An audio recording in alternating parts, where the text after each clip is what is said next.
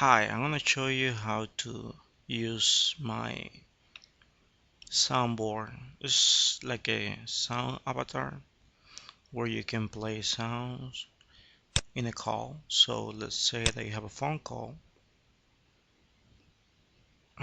and on that phone call you would like to play a sound file that is gonna be listened by the caller and by the calling.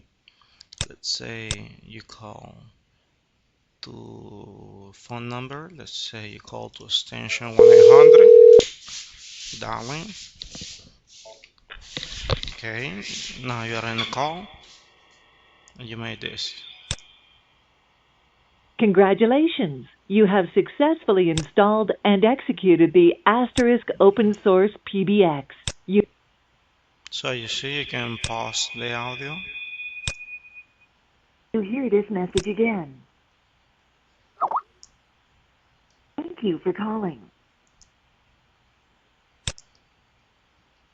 So this is very useful because you can use it in a call center. Let's say they would like, instead of have agents talking on the phone, they can pick up the audio that's gonna be played. Also, you can use it for any other stuff that you would like to do.